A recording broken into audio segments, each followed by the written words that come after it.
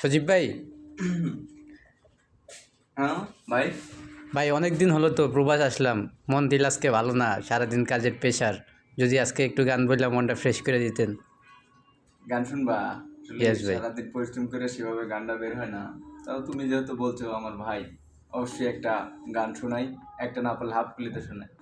ওকে ভাই। নিঠুর বন্ধুরে বলেছিলি আমার হবে, মন দিয়াছি এই ভেবে, সাক্ষী কেউ ছিল না শেষ সময়।